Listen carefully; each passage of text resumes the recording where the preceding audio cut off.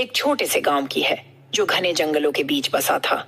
गांव के लोग अक्सर बताते थे कि गांव के बाहर एक पुराना तालाब है जिसके किनारे एक रहस्यमय साया रात के समय दिखाई देता है।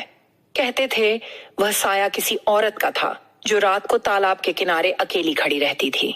किसी ने कभी उसे ठीक से देखा नहीं था, लेकिन उसकी उपस्थिति गांव वालों को डराती थी। किसी को भी रात के समय तालाब के पास जाने की हिम्मत नहीं थी, क्योंकि हर किसी का मानना था कि वहां कुछ खौफनाक होता था। गांव में एक युवक था जिसका नाम था विनय। वह बहुत साहसी और जिज्ञासु था। उसे भूत प्रेत, अजीब घटनाओं और रहस्यों के बारे में जानने का बहुत शौक था। जब उसे तालाब के बारे में सुना तो उसने तय किया कि वह रात को वहां जाकर इस रहस्य का पर्दाफाश करेगा। गांव वाले उसे मना करते रहे, लेकिन वह नहीं माना। एक शाम जब चांद का अंधेरा पूरी तरह से फैल चुका था, विनय रात के समय तालाब की ओर चल पड़ा। जैसे ही वह तालाब के पास पहुंचा, एक अजीब सी सर्द हवा ने उसका स्वागत किया। वह थोड़ा चौंका, लेकिन उसने अपने डर को काबू में रखते हुए तालाब के किनारे जाना शुरू किया। तालाब के पानी में हल्की सी लहरें आ रही थीं और आसपास घना कुहासा फैल चुका था। विनय ने सोचा कि वह कुछ देर यहाँ रुककर देखेगा कि क्या सच में कोई अजीब घटना होती है।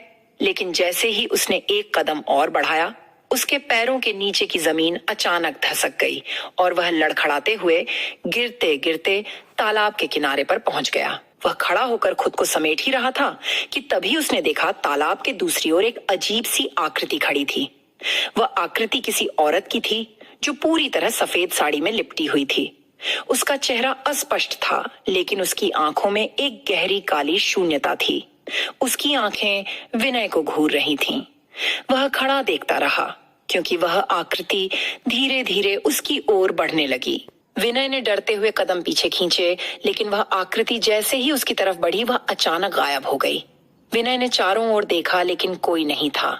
उसकी धड़कन तेज हो गई थी। वह बुरी तरह घबराया हुआ था, लेकिन तभी वह आकृति फिर से तालाब के किनारे प्रकट हुई। उसकी आंखों से एक अजीब सी झलक निकल रही थी, जैसे वह कुछ कहना चाह रही हो। तुम यहाँ क्यों आए हो? महिला की आवाज अचानक से उसकी कानों में गूंज उठी। वह आवाज बिल्कुल डरावनी और गहरी थी, मानो वह बहुत समय से दुखों से भरी हुई हो। विनय ने कांपते हुए कहा, मैं केवल यह जानना चाहता था कि आप कौन हैं। महिला ने धीरे धीरे अपनी सफेद साड़ी को समेटते हुए कहा, मैं उस समय की आत्मा हूँ जब यह तालाब एक गांव था। यह तालाब किसी औरत की शापित आत्मा का घर है। तुम जैसे जिज्ञासु लोग यहाँ आते हो, लेकिन कोई भी यहाँ से वापस नहीं जाता। उसकी आवाज में एक खौफनाक गूंज थी। विनय ने जल्दी से मुड़कर भागने की कोशिश की, लेकिन उसकी आंखों के सामने एक अजीब सी धुंध छा गई और वह तालाब के पास घेर लिया गया।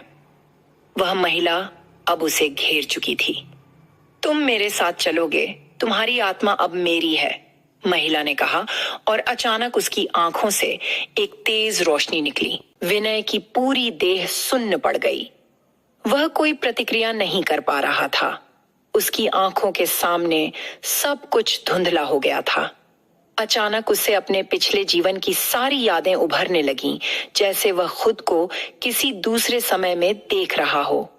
वह महसूस कर रहा था कि वह किसी और काल में खो चुका है। लेकिन तभी एक तेज आवाज के साथ महिला की आकृति गायब हो गई। विनय चौंक कर उठ बैठा और पाया कि वह अब तालाब के किनारे नहीं, बल्कि अपने कमरे में था। उसकी आंखों में एक गहरी थकान और डर था। वह समझ नहीं पा रहा था कि वह क्या देख चुका है। क्या वह सब सपना था, या फिर वह किसी और दुनिया से वापस लौटा था। अगले दिन गांव वाले उसकी हालत देखकर घबराए हुए थे। वह बहुत परेशान और डरावने हालात में था। जब उसने गांव वालों को तालाब के पास होने वाली घटनाओं के बारे में बताया, तो सभी ने उसे माना कि वह सचमुच उस रहस्यमय महिला की शिकार हो चुका था। उसके बाद से विनय ने कभी भी तालाब के पास जाने की हिम्मत नहीं की। कहते हैं कि वह महिला अब भी तालाब के पास खड़ी रहती है और किसी भी जिज्ञासु आत्मा का इंतजार करती है।